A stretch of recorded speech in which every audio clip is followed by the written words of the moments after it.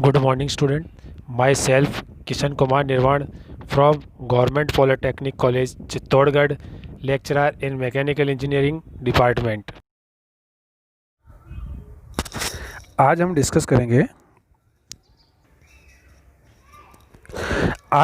करेंगे simple mechanism where crank and slotted lever mechanism based numerical problems पर। तो question number 1 आपके सामने है।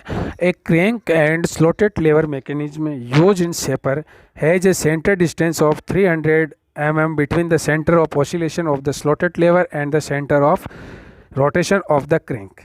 Okay. So the radius of the crank is 120 mm. To find the ratio of the time of cutting to the time of return stroke.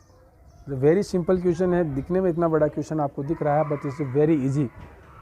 ये आपके polytechnic college exams में as a numerical आ सकता है 2 to 4 marks. Okay, तो हम देखते हैं इसको सॉल्यूशन किस तरीके से करते हैं और हमें क्या दिया हुआ है।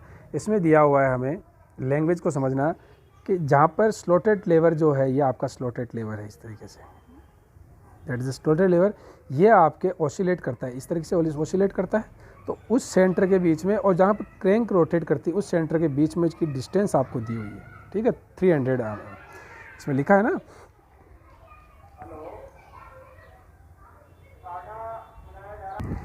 ये दिया centre distance of 300 between the centre of the oscillation of the slotted lever, जहाँ पर स्लॉटेड लेवर जो है आपके ऑसिलेट करती है, और centre of rotation of the crank, दोनों के बीच में कनेक्टिंग रोड की है। क्योंकि crank and slotted lever mechanism क्या होता है, क्रैंक कनेक्टिंग रोड आपके फिक्स होती है, कनेक्टिंग रोड की आपको लेंथ दी हुई है 300 mm। ओके, तो हमने इसको डायग्राम के अकॉर्डिंग हम देखें तो इसको हमने ए पॉइंट दिया है, इसको सी पॉइंट दिया है, दैट्स मीन ए सी आपको दी हुई है 300 mm, और रेडियस आपको दी हुई है यहाँ के अंदर जो क्रैंक है आपको क्रैंक दी हुई है आपको 120 mm। तो हमें return stroke, cutting stroke to return stroke का हमें फाइंड आउट करना। This is very easy question. तो सबसे पहले हम इस क्वेश्चन के अंदर इस डायग्राम को देखते हैं। ये आपका जो मेन डायग्राम, इसको हम यहाँ पुट करते हैं तो हम देखते हैं, आप देखें कि दैट इज सी, ये ए है, ये बी। तो यहाँ पर जो टोटल एंगल जो है यहाँ पे 2 अल्फ़ा होता है, तो यहाँ सॉरी अल्फ़ा एंगल होता है, तो यहाँ पर जो एंगल होगा वो होगा अल्फ़ा/2। ये आपके 90 डिग्री, क्योंकि हम जानते हैं कि सर्किल के ऊपर जो है कोई भी आपकी जो बाह्य जीवा होती है, तो बाह्य जो स्पर्श जो रेखा होती है वो 90 डिग्री बनाती है इसके आपके रेडियस के साथ, ठीक है। तो आपके ये एंगल हो जाएगा 90 माइनस अल्फ़ा/2। तो in the triangle A B 1 C is a right triangular, तो साइन 90 माइनस अल्फ़ा/2। जब इस एंगल की बात कर रहे हैं साइन 90 माइनस अल्फ़ा/2, तो साइन की बात कर रहे हैं इसके लिए, तो ये आपके लंब होगा, ये आपके कर्ण होगा। तो साइन बराबर क्या होता है, लंब बटे हुआ कर्ण।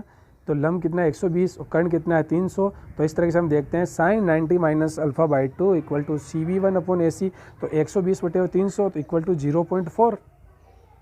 ओके, तो sine 90 minus alpha equal to sine inverse 0.4 equal to 23.6 degree. Okay, तो अल्फ़ा/2 इक्वल टू 90 माइनस 23.6, तो 66.4 हमें अल्फ़ा/2 की वैल्यू प्राप्त होती है। तो अल्फ़ा की जो वैल्यू है वो हमें मिलती है यहाँ पे 2 टाइम्स ऑफ 66.4, तो अल्फ़ा इक्वल टू 132.8 डिग्री। तो किस तरीके से हम अल्फ़ा की वैल्यू फाइंड आउट करते हैं ये हमें याद रखना है कि हमें किस तरीके से, हमें हर बार ये वाला डायग्राम मिलेगा या 90 डिग्री होगा, ये आपके कर्ण होगा, ये आपके लंब होगा, ये दोनों ही वैल्यू आपको मोस्टली दी हुई होगी। ओके, तो हम अल्फ़ा की वैल्यू निकाल सकते हैं, अल्फ़ा की वैल्यू निकाल सकते हैं, तो बीटा की वैल्यू भी हम निकाल सकते हैं। बीटा होता है आपके 360 माइनस अल्फ़ा, और time of cutting stroke upon time of return stroke beta upon alpha, और ये हमेशा ग्रेटर देन 1 होता है, ये भी याद रखिएगा, हमेशा ग्रेटर देन 1 होता है। तो 360 minus 132.8 equal to 132। By calculator हम इसको यूज करते हैं तो हमें आंसर प्राप्त होता है 1.72, ठीक है। तो time of cutting stroke to time of return stroke always greater than 1 and 1.72 that's answer.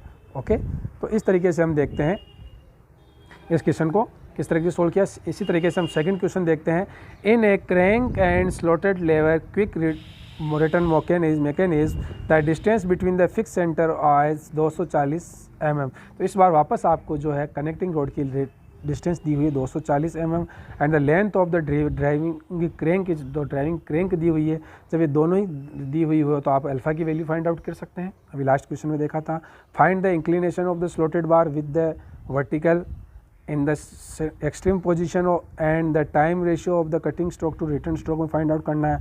और if the length of the slotted bar is 450 mm, तो find the length of the stroke is the line of stroke passes through the extreme position of the free end of the lever. Okay, तो हम इस तरह से find out करना है। AC हमें दोनों ही कनेक्टिंग रोड की डिस्टेंस दी हुई है 240, AP1 जो अभी देखेंगे क्या है, फिर स्लोटेड लेवर के जो मैकेनिज्म दी हुई है 450 mm, और CB1 क्रैंक रेडियस दी हुई है हमें।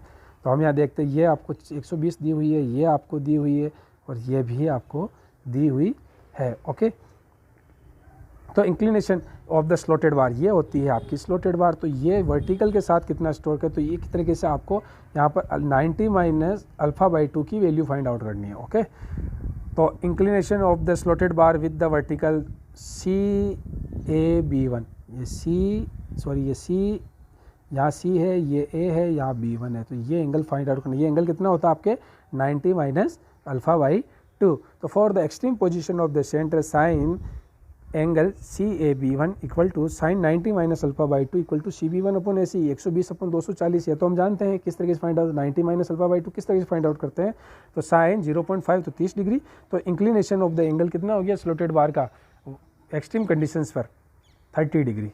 ओके, तो angle CAB equal to 90 minus α/2 30 degree. तो the time ratio of the cutting stroke to the reduction stroke we know that 90 minus α/2 कितना दिया हुआ है 30 डिग्री। तो इससे हम अल्फ़ा की वैल्यू निकालेंगे, तो α/2 equal to 90 minus 30 equal to 60 degree, तो अल्फ़ा की वैल्यू आएगी आपकी 120 डिग्री। तो इसी तरीके से हम बीटा की वैल्यू फाइंड आउट करते हैं 360 माइनस अल्फ़ा, तो वो आपकी प्राप्त होती है बीटा इक्वल टू 240 डिग्री। तो इस तरीके से हम time of cutting stroke to time of return stroke beta upon alpha always greater than 1, तो ये 240 बटे 120, तो हमारे आंसर आएगा 2। अब हम देखते हैं length of the stroke R1 R2 और P1 P2, तो 2 टाइम्स ऑफ P1 क्योंकि, तो अपन इसको डायग्राम में देखते हैं सबसे पहले। तो डायग्राम हमारे इसमें देखते हैं कि ये हमारे स्लोटेड बार है, इस तरीके से ये एंगल हमारे पास अभी 30 डिग्री है, और ये एंगल हमें फाइंड आउट, ये डिस्टेंस अपन को फाइंड आउट करनी है R1 R2 या P1 P2। तो हम यहाँ पे एक मिड पॉइंट देखते हैं, ठीक है, जो Q है। तो हम देखते हैं कि P1 P2 बराबर 2 टाइम्स ऑफ P1 Q, ये डिस्टेंस हो जाएगी 2 टाइम्स, और ये 30 डिग्री है। ये हमें अगर फाइंड आउट है 450, तो ये कितनी है 450 से साइन 30 लिख सकते हैं इसको, सॉरी कॉस साइन 30 है ना। आपके α/2 की वैल्यू क्या 90 माइनस α/2 क्या 30 डिग्री है आपके। ओके, तो इस तरीके से हम देखते हैं इसको। तो P1 P2 2 times of P1 Q, तो 2 टाइम्स AP1 साइन 90 माइनस α/2, तो साइन 90 माइनस 60, तो वो हो जाएगा आपका कोस 60 AP1, ठीक है ना। तो 2 times of 450 cos 60। Okay, then 450 into 1/2 equal, तो स्ट्रोक R1 R2 क्या हो जाएगा 450 mm, क्योंकि 2 से 2 कट जाए कोस 60 की वैल्यू। और अगर यहाँ पर हम इस तरीके से भी देखते हैं तो ये वैल्यू होती है साइन 30 की वैल्यू भी होती है 1/2, ठीक है। तो इस तरीके से हम स्ट्रोक लेंथ भी फाइंड आउट कर सकते हैं। तो इसमें हमने देखा कि किस तरीके से हम α/2 inclination with vertical find out करते हैं, और उसी का यूज करते हैं हम किस तरीके से अल्फ़ा को फाइंड आउट करते हैं, अल्फ़ा के साथ बीटा को किस तरीके से फाइंड आउट करते हैं, उसके बाद time of cutting stroke to return stroke किस तरीके से फाइंड आउट करते हैं, और उसके बाद हम देखते हैं स्ट्रोक लेंथ किस तरीके से हमें फाइंड आउट करते हैं हम देखते हैं। ओके, तो thank you so much students.